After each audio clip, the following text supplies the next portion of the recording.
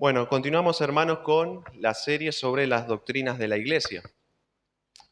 En esta ocasión se me pidió que esté hablando sobre un tema importante, que es la importancia de congregarse, ¿no?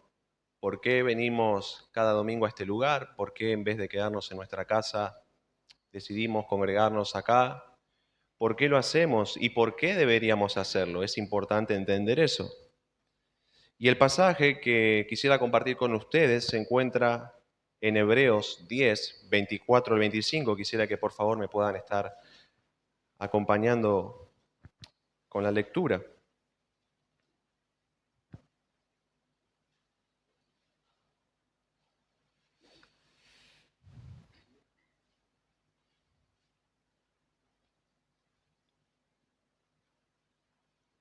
Hebreos 10, 24,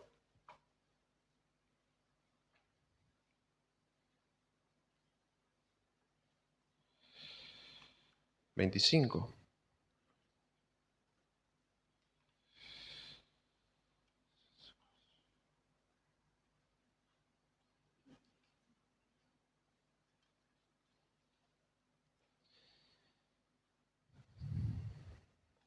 Dice así la palabra de Dios. Y considerémonos, perdón,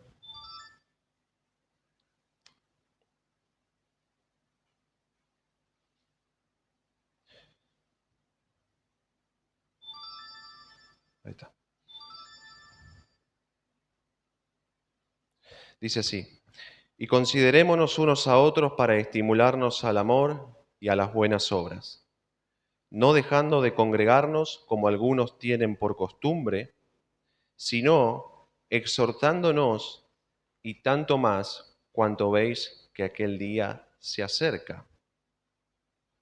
Bueno, para poder entender lo que acabamos de leer, necesitamos conocer el contexto en el que estos versículos se escribieron. De esa manera vamos a poder comprender por qué el autor escribe lo que le escribe a sus destinatarios. Así que vamos a comenzar por ahí en la mañana de hoy. Lo cierto es que si bien se han sugerido diferentes nombres para indicar quién fue el autor de este libro, algunos dicen Pablo, otros Bernabé, otros Apolos, etcétera, etcétera, lo cierto es que hasta el día de hoy no se sabe con exactitud o certeza quién fue la persona que escribió el libro de Hebreos. Pero sí sabemos que sea quien sea su autor, sin duda se trató de alguien que fue guiado en su escritura por el Espíritu Santo para dejar registrado en este libro las palabras del mismísimo Dios. De manera que aunque no conocemos al autor humano del libro de Hebreos, sí podemos estar seguros de que en definitiva Dios es el autor real de este libro, así como el de todos aquellos que forman parte de las Escrituras. Los hombres que escribieron cada uno de los libros que componen la Biblia no fueron más que simples instrumentos para dejar por escrito las palabras salidas de la propia boca del Señor. De manera que podemos decir juntamente con el apóstol Pablo que toda la escritura es inspirada por Dios o dada por el aliento de Dios y útil para enseñar, para redarguir, para corregir, para instruir en justicia. Así que sea quien sea el autor, el pasaje que tenemos para hoy forma parte de la palabra revelada de Dios y por lo tanto su enseñanza es útil para la vida de cada creyente. Aunque no solo para los creyentes, sino también para todos aquellos que hoy se encuentran en este lugar y todavía no son cristianos. Porque es en las Escrituras donde tú, mi querido amigo, encontrarás toda la verdad de Dios que te conduce a la salvación que es en Cristo Jesús. Así que no nos preocupemos por intentar saber algo que no se nos dice sobre este libro, es decir, quién fue su autor humano. Más bien, ya sea que seamos cristianos o no, procuremos el día de hoy prestar atención a las palabras que se nos mencionan en este libro, teniendo la conciencia de que provienen de la propia boca del Señor, quien tiene importantes cosas que decirnos a cada uno de nosotros. Así que, habiendo tratado el asunto de la autoría de este libro, veamos ahora a quiénes fue dirigido en el momento en que se escribió.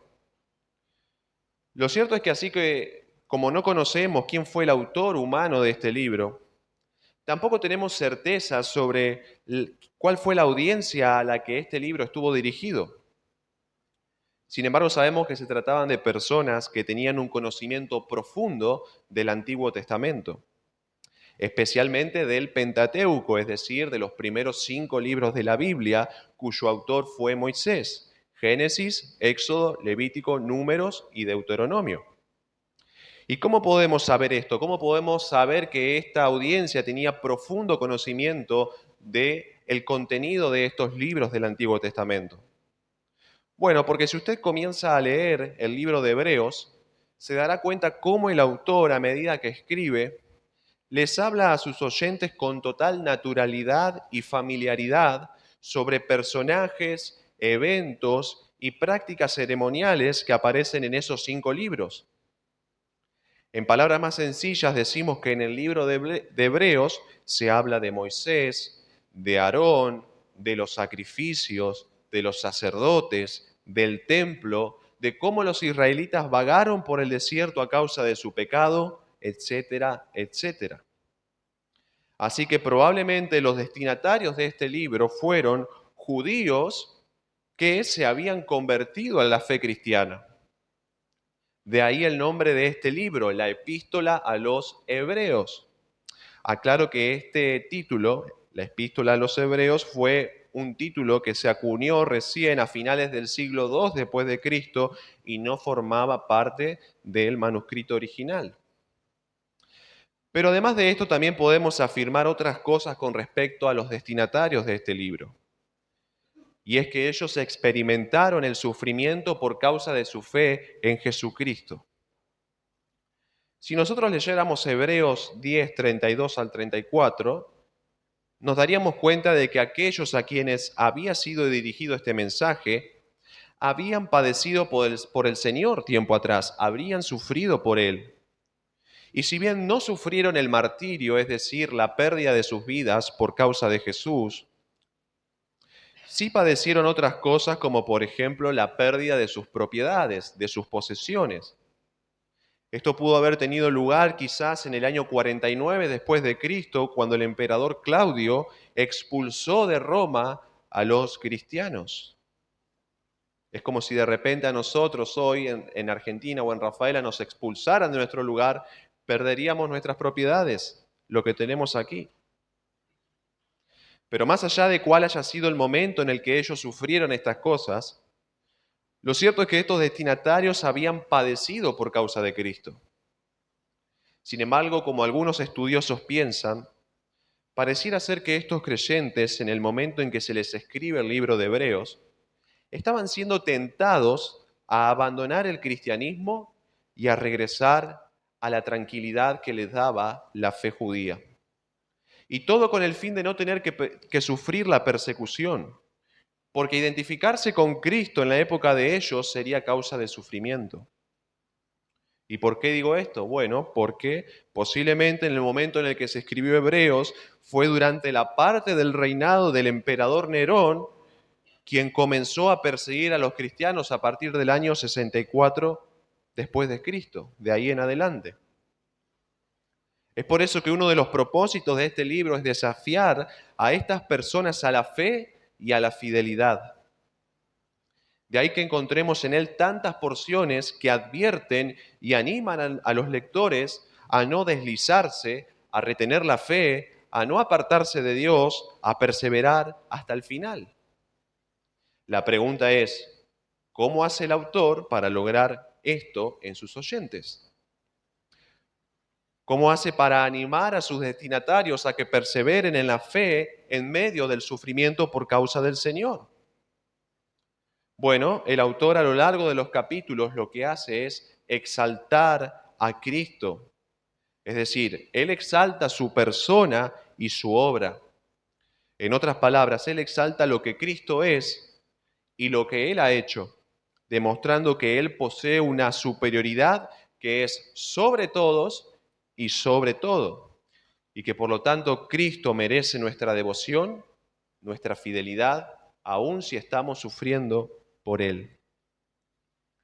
A lo largo de Hebreos vemos que Cristo es superior a Moisés, que Cristo es superior a Aarón, que Cristo es superior a los ángeles, que Cristo es superior a los sacrificios del Antiguo Testamento, que Cristo es incluso superior a los sacerdotes del Antiguo Testamento. Y entonces, si vemos quién realmente es Cristo, y si contemplamos todo lo que Él hizo por nosotros, podemos decir que es una decisión fatal abandonarle. Por eso, hermano, es una decisión nefasta y terrible abandonar mi fe en aquel que es el Hijo de Dios, el Creador del universo, el Dios hecho hombre, el único que puede limpiarme de mis pecados, el único sacerdote que puede interceder ante Dios por mí, el único sacrificio aceptable por los pecados de los hombres, aquel que volverá por segunda vez para buscar a los que le esperan, aquel por medio de quien Dios nos ha hablado cuando se encarnó y caminó entre nosotros, y aquel que aunque ahora está resucitado a la derecha de Dios, se compadece de mis flaquezas, porque Él también fue tentado en todo mientras estuvo en la tierra, aunque sin pecado. Él también supo lo que fue padecer por causa de la obediencia. Y por lo tanto yo puedo acercarme a su trono para alcanzar la ayuda oportuna para la situación que esté pasando. Él me entiende, Él se compadece. Él, que fue un ejemplo de perseverancia triunfante, es quien me puede ayudar a perseverar. Y además, hermanos, ¿a dónde vamos a ir si le dejamos? ¿A quién vamos a acudir si le abandonamos? ¿Quién es tan grandioso como Él y quién puede darnos lo que Él nos da? La respuesta es nadie. Solo en Él está la vida eterna, solo en Él está el perdón de pecados, solo en Él está la reconciliación con Dios, solo en Él está la salvación de tu alma. Y los creyentes a quienes el autor le escribe debían recordar todas estas cosas para no ceder a la tentación de abandonar a Cristo. Así que ya tenemos un panorama general de lo que trata este libro. Por lo tanto, podemos entender mejor el pasaje que nosotros tenemos para esta mañana y que tan solo consta de 2 versículos. Así que quisiera que lo podamos leer una vez más. Total, es cortito. Dice, y considerémonos unos a otros para estimularnos al amor y a las buenas obras, no dejando de congregarnos como algunos tienen por costumbre, sino exhortándonos, y tanto más cuanto veis que aquel día se acerca. Si hay algo que podemos observar al leer estos 2 versículos, es que la fe cristiana no está diseñada para ser vivida en soledad. No es que el Señor me salva, me rescata y entonces voy por la vida caminando como un cristiano solitario que no tiene contacto con otros creyentes. Más bien la verdadera vida cristiana es aquella que se vive en comunidad con otros hermanos en la fe. En otras palabras, no debo vivir cortado del resto de los cristianos, sino más bien relacionarme con ellos y serles de bendición. Noten que el texto dice, considerémonos, es decir, en nuestra consideración deben encontrarse los demás hermanos en la fe. Yo tengo que tenerlos presentes en mi mente, así como ellos deben tenerme presente a mí en la suya. ¿Y todo esto con qué fin? Bueno, con el fin de estimularnos unos a otros al amor y a las buenas obras. Es decir, si soy cristiano, entonces debería estar pensando con frecuencia en ayudar a mi hermano en la fe a que crezca en esas áreas que aquí se mencionan. Pero, ¿cómo voy a poder hacer eso si estoy viviendo mi vida cristiana en soledad? ¿Cómo voy a poder cumplir con este mandato si la única persona a la que tengo en consideración es a mí mismo? De esa manera es imposible. Porque como dije recién, la vida cristiana está diseñada para ser vivida en comunidad. Es en el contexto de una iglesia local donde yo voy a poder estar en contacto con otros hermanos a los cuales voy a poder animar y estimular para que crezcan en amor y en buenas obras. Algo que no sucede cuando esas personas que dicen ser cristianas se congregan supuestamente por internet. Ellos no pueden hacer eso, se sientan frente a una pantalla y simplemente reciben una prédica, pero no estimulan a otros hermanos, no se congregan. Así que hermanos, si yo no me congrego, si falto con cierta frecuencia a las reuniones, o incluso si vengo sobre la hora y me voy corriendo cuando termina el culto, entonces la pregunta es, ¿cómo voy a poder obedecer a esto que acá se me manda? No se puede. Por eso, hermano, la iglesia no se trata de un simple lugar de visita donde yo vengo, canto 2 o 3 canciones, me siento a escuchar un buen sermón de la palabra y tan pronto como termina la reunión me voy para seguir con mi día. Porque si yo actuara de esa manera, solamente me estaría considerando a mí mismo, porque vendría al culto solo con la idea de cantarle a Dios mis canciones, recibir la palabra suya para mi vida, y una vez que eso ocurre, yo ya cumplí con mi objetivo y entonces me vuelvo a mi casa. Pero la realidad es que nosotros no debiéramos tener una actitud individualista al venir a la iglesia. Eso es algo que a mí particularmente me llevó a reflexionar. Debemos recordar que no somos los únicos que estamos corriendo esta carrera cristiana, ni los únicos que estamos en esta batalla espiritual. Hay otros hermanos junto a nosotros que están transitando el mismo camino y batallando en la misma guerra. Por lo tanto, no debo velar solamente por mi bienestar espiritual, sino también por el bienestar espiritual de otros hermanos en mi congregación. Así que debiéramos entender cada vez más que la iglesia no se trata solamente de mí y de mis necesidades, sino también de la vida y de las necesidades de los demás hermanos en la fe. Porque así como yo tengo necesidades espirituales, los demás creyentes también las tienen. Así como yo muchas veces padezco tentaciones y pruebas, mis hermanos en la fe también pasan por las mismas situaciones. Y así como a veces tengo debilidad espiritual a tal punto que parece que no puedo más, mis hermanos en la fe también sienten lo mismo en ciertos periodos de su vida. Por lo tanto, comprender que no estoy solo en todo esto hará que mi percepción sobre congregarme cambie considerablemente. Porque si pienso como la Biblia me manda, entonces comprenderé que no vengo a la iglesia solamente a recibir, sino también a dar. No vengo solamente a que otros me bendigan a mí, porque eso sí ocurre, sino que también yo vengo a bendecir a otros con mi vida. En simples palabras, todos los creyentes estamos llamados a servir a los demás. Se trata de algo mutuo, de ambas partes. Noten las palabras que aparecen en el texto. Considerémonos, estimularnos, exhortándonos. Esto es algo de unos y otros. Yo bendigo a mis hermanos y ellos me bendicen a mí. Esta es la actitud de servicio que debe estar presente en todos nosotros. Así que hermano, en base a lo que hemos hablado hasta el momento, quisiera que pueda recordar esto. Cuando yo falto a una reunión por una causa que no se justifica, eso implica más que una inasistencia a una reunión.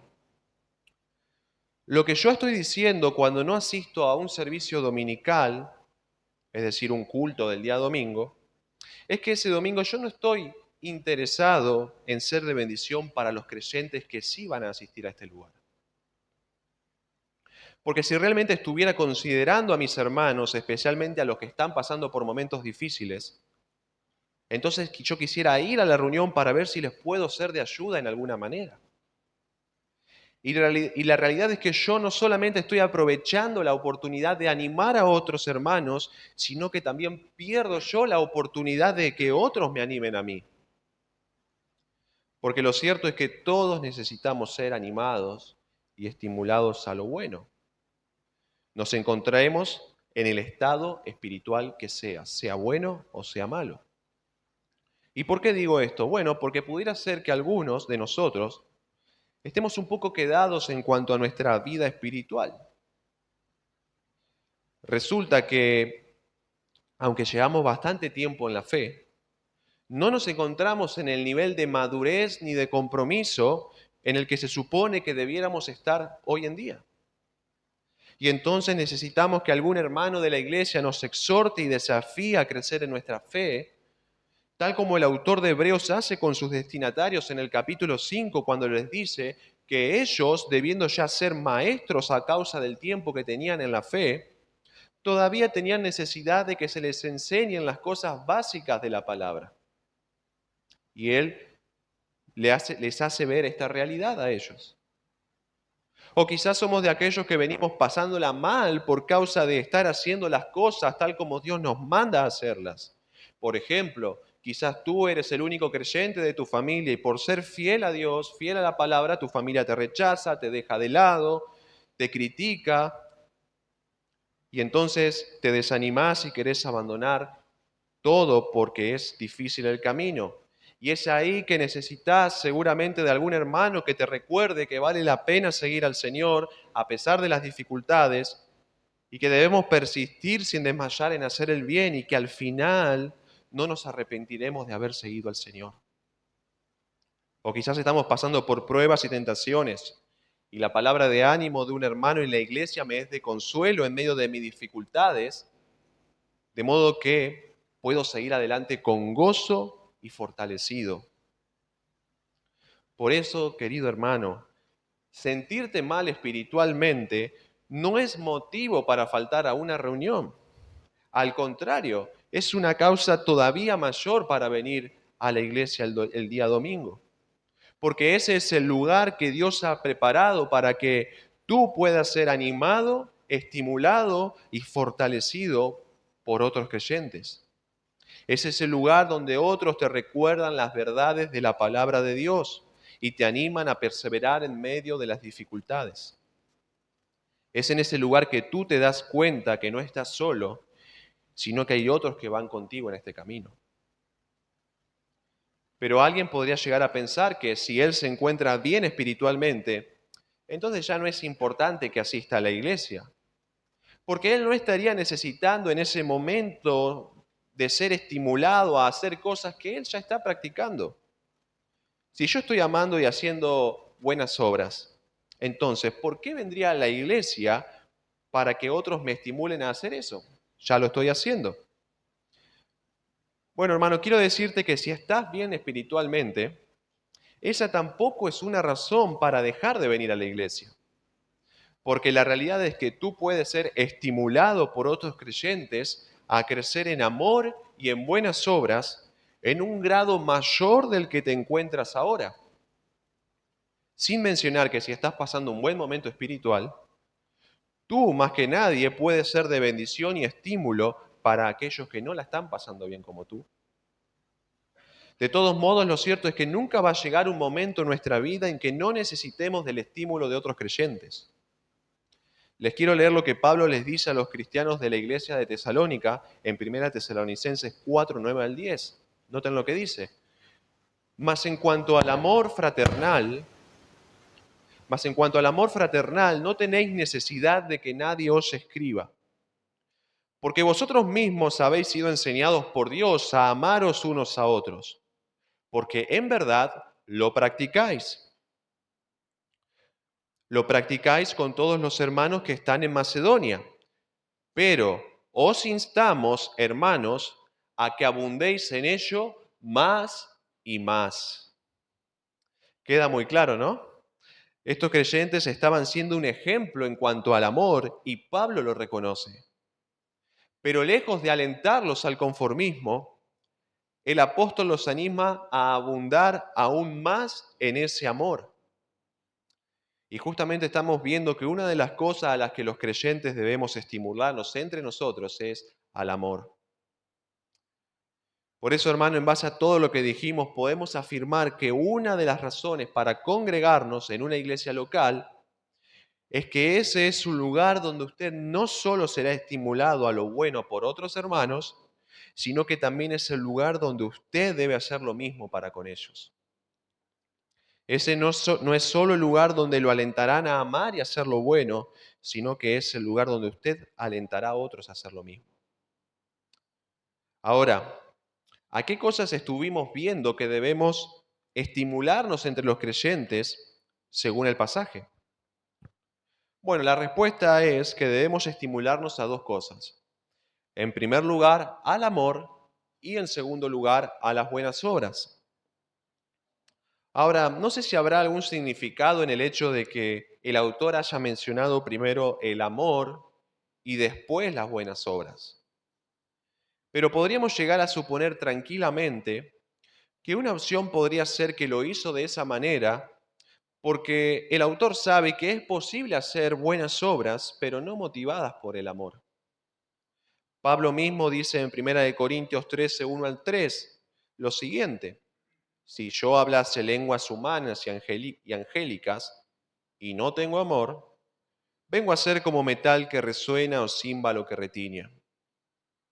Y si tuviese profecía y entendiese todos los misterios y toda la ciencia, y si tuviese toda la fe de tal manera que trasladase los montes y no tengo amor, nada soy. Y si repartiese todos mis bienes para dar de comer a los pobres, y si entregase mi cuerpo para ser quemado y no tengo amor, de nada me sirve. Por lo tanto, no es descabellado pensar que al momento de decir eso, el autor está pensando en que el amor debe ser lo que motive las buenas obras. Por eso no basta solamente hacer lo bueno, sino que debemos hacerlo con y por amor. Ahora, ¿a qué tipo de amor se refiere el autor de Hebreos? ¿A qué clase de amor debemos estimularnos entre nosotros? Porque lo cierto es que hay amores que un creyente no debería tener. Por ejemplo, el amor al dinero, por citar solo un ejemplo. En 1 Timoteo 6:10, Pablo nos enseña que la raíz de todos los males es el amor al dinero, el cual codiciando algunos se extraviaron de la fe y fueron traspasados de muchos dolores. Este vendría a ser uno de los amores al cual no deberíamos estimularnos, cosa que tristemente pasa en ciertas iglesias que son de la prosperidad. Los predicadores estimulan a la gente a seguir a Dios con el fin de obtener a cambio toda clase de bendiciones materiales. Ellos alimentan en las personas que asisten allí un amor excesivo por las riquezas terrenales. Estos falsos maestros estimulan a las personas a amar al dinero más que a Dios. Y así podríamos mencionar otros tipos de amores que no deben estar presentes en el corazón nuestro, en el corazón del cristiano, como por ejemplo el amor por el reconocimiento y el aplauso de los hombres, tal como lo tenían los fariseos, que hacían cosas pero para ser vista por los hombres. Ni tampoco el amor por el mundo, tal como lo evidenció Demas cuando abandonó al apóstol Pablo. Por lo tanto, hay amores que no deben estar presentes en nuestra vida, en la vida de alguien que ha nacido de nuevo, ni mucho menos animarnos entre nosotros a tener esas clases de amores. Entonces, ¿a qué clase de amor debemos alentarnos? Bueno, pensemos por un momento en cuáles son los dos grandes mandamientos que se nos ordenan en las Escrituras. Los dos mandamientos que Cristo nos ha dicho que debemos cumplir. Esa respuesta la encontramos, yo se los leo, en Mateo 22, 37 al 40, donde Jesús dice lo siguiente: amarás al Señor tu Dios con todo tu corazón y con toda tu alma y con toda tu mente. Este es el primero y grande mandamiento. Y el segundo es semejante: amarás a tu prójimo como a ti mismo. De estos dos mandamientos, dice Jesús, depende toda la ley y los profetas. Entonces, si tenemos en cuenta las palabras de Cristo, notemos que a lo que debemos estimularnos entre los cristianos es al amor por Dios y también al amor por el prójimo, porque esos son los dos grandes mandamientos en los cuales se basan los profetas y la ley. Eso es lo que Jesús mismo nos está enseñando en el libro de Mateo. Entonces, en vista de esto, yo veo que como creyente tengo un rol o papel activo en mi iglesia local. No vengo a este lugar solamente para ocupar un lugar y pasar desapercibido. No asisto a las reuniones de cada domingo para solamente venir a recibir bendición. Si yo me congrego en este lugar es para bendecir también a otros. Si asisto aquí es para que otros sean bendecidos con mi vida. No hace falta ser predicador, pastor, simplemente un creyente que quiere obedecer a Dios. Yo debiera anhelar ser un instrumento en las manos del Señor para alentar a otros hermanos a que le amen a Él y a que amen a su pueblo. Mi presencia en esta iglesia debiera provocar a los demás a crecer en estas clases de amor. Ahora, qué bueno que el autor también diga que debemos estimularnos a las buenas obras. Porque podría suceder que los creyentes de una congregación se conformasen con tener solo un amor de palabras. Estaríamos hablando de creyentes que vienen al culto, profesan amor por Dios a través de las canciones, pero que después en la semana no guardan sus mandamientos.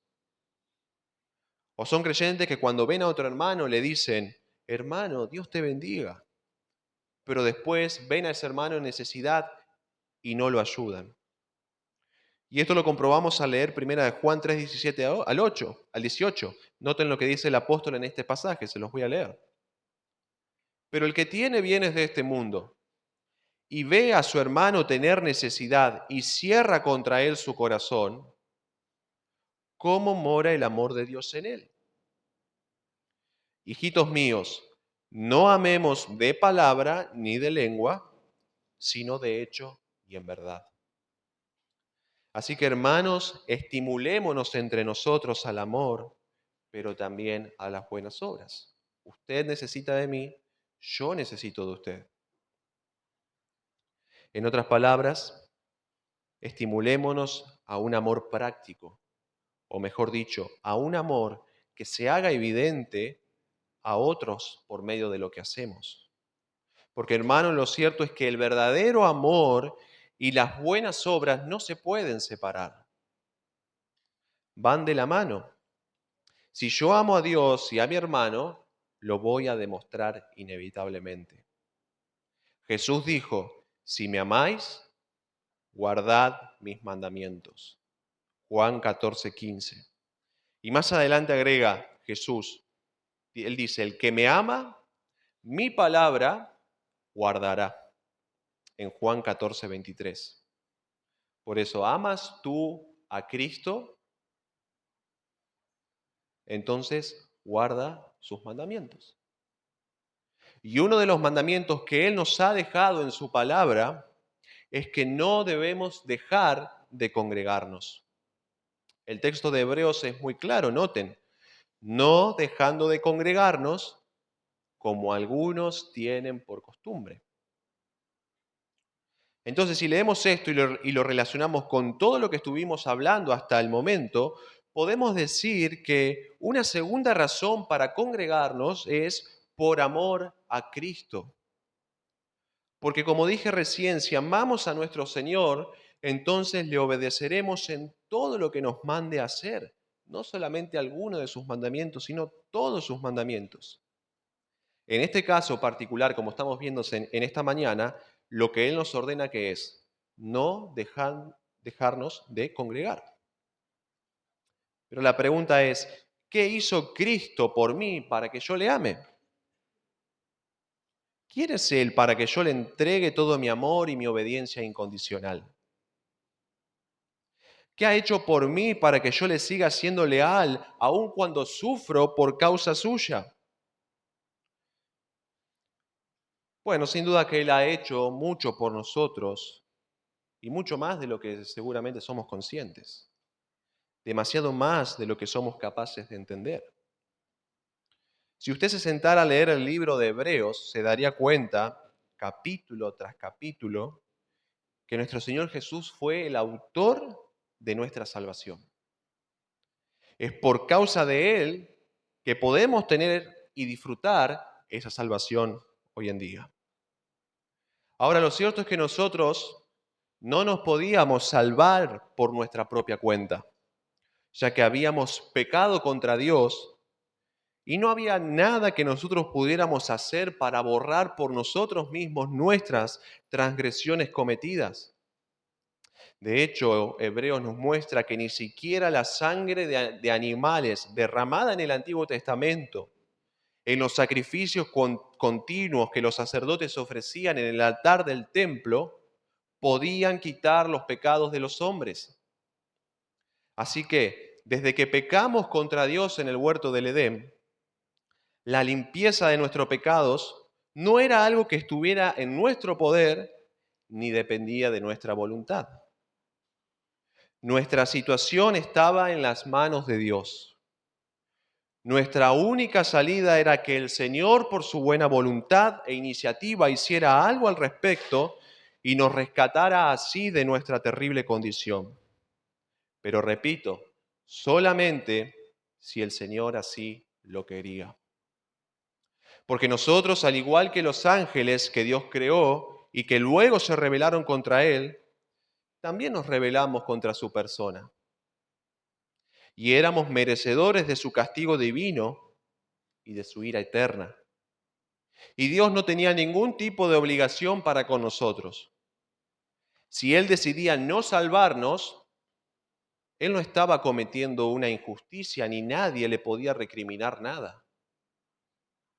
De hecho, sabemos que Él decidió no perdonar a los ángeles que pecaron contra Él.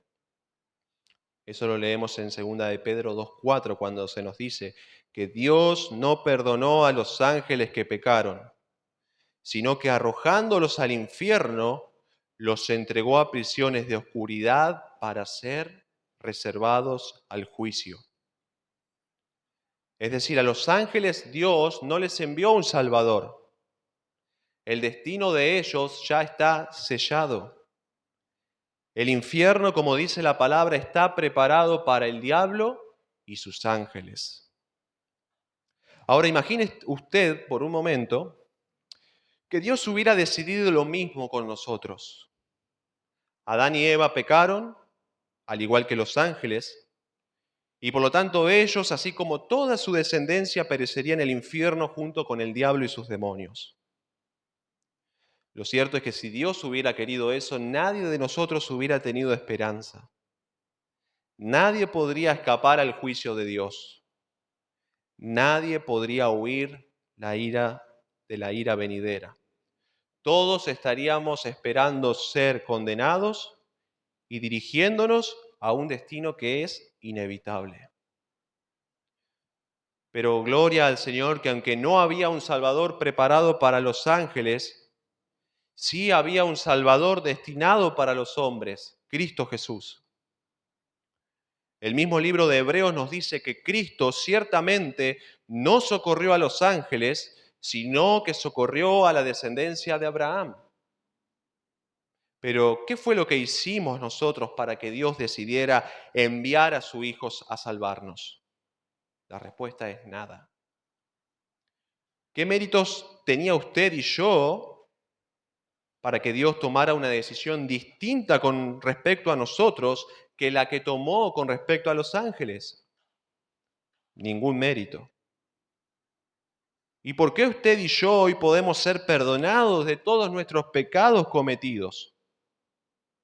Porque Dios, en el libre ejercicio de su voluntad, decidió salvarnos a nosotros. Porque Dios tomó la iniciativa. Porque Dios mostró gracia. Y Cristo, siendo Dios, se encarnó como hombre y luego de vivir una vida perfecta en obediencia a su Padre Celestial, se entregó por nosotros en una cruz para morir, no por sus propias acciones, sino por las acciones malvadas de cada uno de nosotros. Es por tus pecados y por los míos que Él murió. Y así poder librarnos de la ira divina que un día vendrá sobre los que no obedecen al Evangelio. Y yo pregunto, hermano, ¿no es acaso todo esto razón suficiente para amarle a Él? ¿No es este acaso un motivo suficiente para obedecerle a Él en todo lo que me diga? ¿No me mueve esto a querer congregarme cada domingo y venir a este lugar para adorarle a Él por lo que Él hizo por mí? ¿No me moviliza esto a venir cada domingo a este lugar para animar a mis hermanos a que amen más y más a Cristo, aquel Salvador que se entregó por nosotros? Mire, hermano, le digo algo que la otra vez hablaba con una persona. Personalmente creo que un creyente que no le da la importancia de vida al hecho de congregarse es alguien que no entiende bien el Evangelio. No estoy diciendo que esa persona no es cristiana, no estoy diciendo eso. Sino lo que estoy diciendo es que no comprende el valor de lo que Cristo ha hecho por ella. Porque si lo entendiera, dejaría de faltar a la iglesia por cualquier razón, dejaría de llegar tarde a cada una de las reuniones, dejaría de ver el hecho de congregarse como algo opcional, que una vez elijo hacerlo y otra no. ¿Y por qué digo esto? Bueno, porque si tú eres de aquellos que no le da demasiada importancia al hecho de congregarse, quisiera que reflexiones por un momento en lo siguiente. El Dios que nos creó y que nos trajo a la existencia fue el mismo Dios contra quien pecamos. Y como dijimos recién, Él no tenía ni la necesidad ni la obligación de salvarnos. Si Él hubiera decidido condenarnos juntamente con los ángeles al infierno, Él solo estaría haciendo lo que es justo. Y si Él hubiera querido enviarnos por toda la eternidad a ese lugar de condenación del cual no hay salida, entonces nadie podría acusarlo a Él de injusticia. De hecho, como dije y recién leímos, esa fue la decisión que Dios tomó para con los ángeles. Sin embargo, teniendo todo el derecho de hacer eso con nosotros, Él quiso salvarnos. Y lo hizo de una manera sorprendente y a un alto precio. Porque el mismo Dios a quien nosotros ofendimos voluntariamente con nuestros pecados, fue el mismo Dios que dejó su cielo para venir a un mundo maldecido y clavarse en una cruz vergonzosa y de dolor por ti y por mí. Y Él, siendo el ofendido, sufrió por los ofensores. Él, siendo el que debía castigarnos, quiso venir a salvarnos. El que debía hacernos pagar por nuestros pecados, quiso pagarlos por nosotros. Y todo por su pura gracia, por su favor inmerecido. Para él era menos costoso condenarnos que salvarnos, porque salvarnos implicaba que Cristo, el Hijo de Dios, muriera tal como lo hizo. Y sin embargo, a pesar de todo eso, a pesar de que no teníamos méritos, a pesar de que era más costoso salvarnos, Él eligió salvarnos. Pero a veces hay creyentes en la actualidad que dicen: gracias, Cristo, por dejar tu cielo y humillarte a tal punto que aunque eres Dios, te clavaste en una cruz por todos los pecados que yo cometí. Gracias porque aunque no lo merecía y no tenía la obligación de hacerlo, elegiste venir a sufrir y a morir por mí para que sea librado de la ira de Dios. Gracias por tu sacrificio. Yo no pasaré una eternidad en el infierno, así como los ángeles que pecaron contra ti y a los cuales no perdonaste. Gracias. Pero quería decirte que este domingo no voy a poder ir al culto para adorarte y escuchar la palabra porque tengo un cumpleaños de una tía que quiero mucho y que me invitó a su fiesta. Quizás el próximo domingo sí vaya.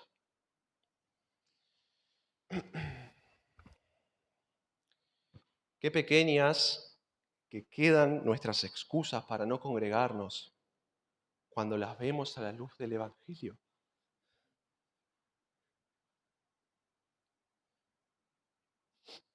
¿Cómo se derrumban nuestros pretextos para no congregarnos cuando lo vemos a la luz de lo que Cristo hizo por nosotros?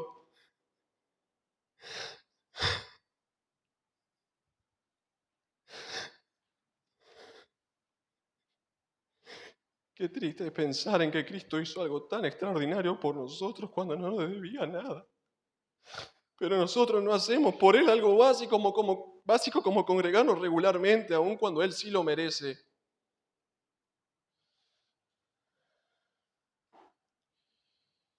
Mire, hermano, no venimos a la iglesia para que el pastor no nos llame la atención.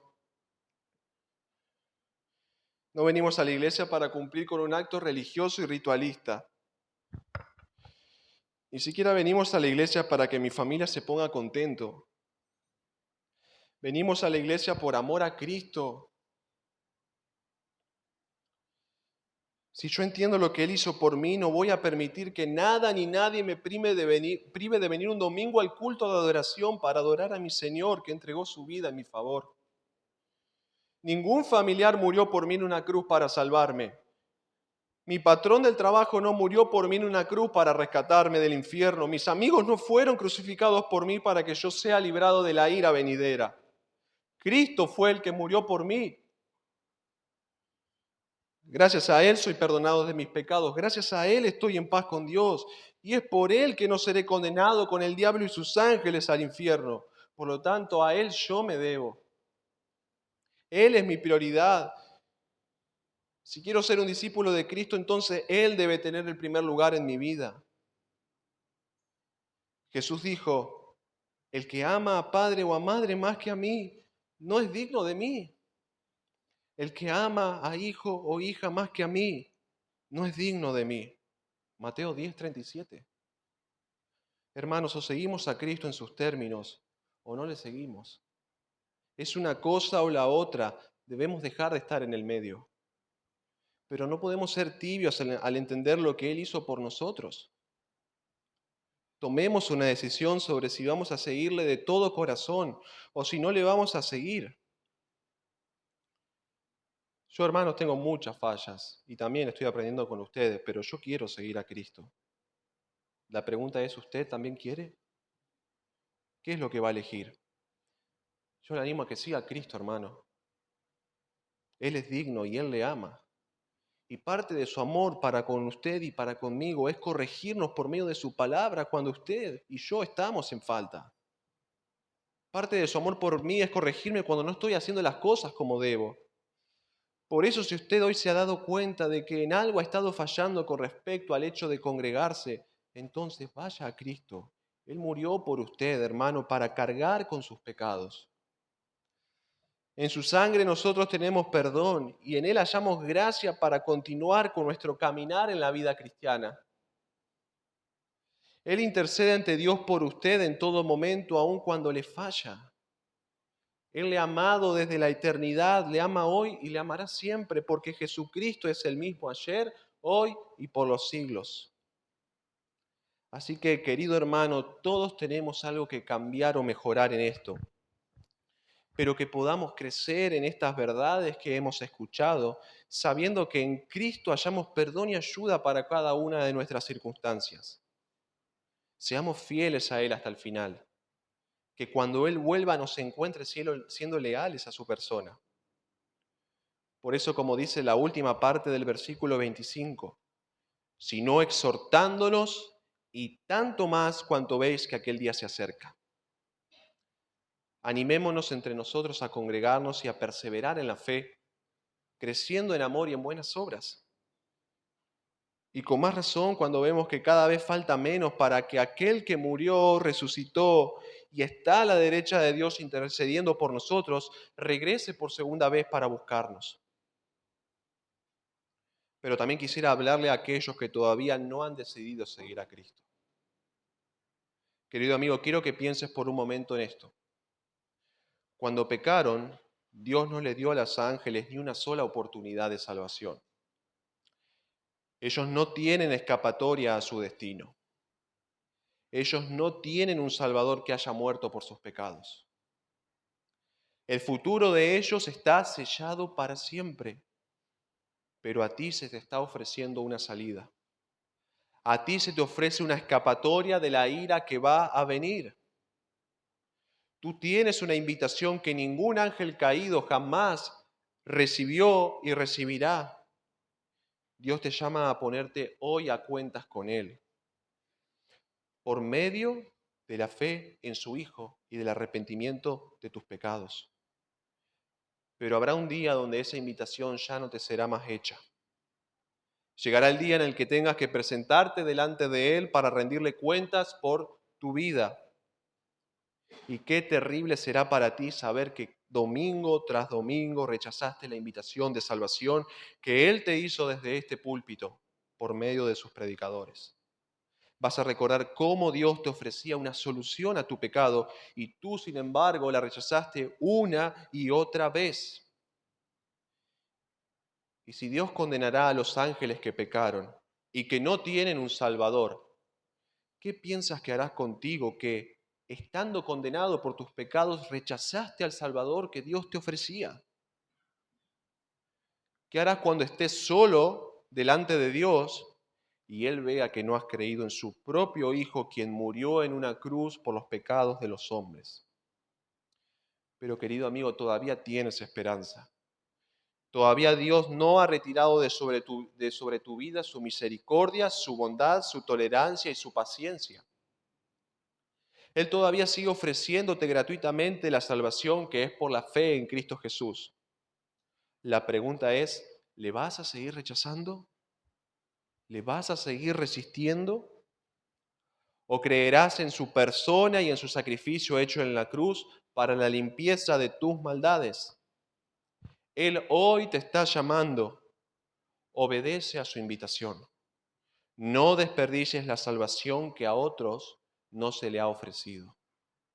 No sea que habiendo podido escapar de la condenación, seas destinado al infierno juntamente con aquellos ángeles que jamás tuvieron esperanza. Así que hermanos, espero que les haya sido de bendición.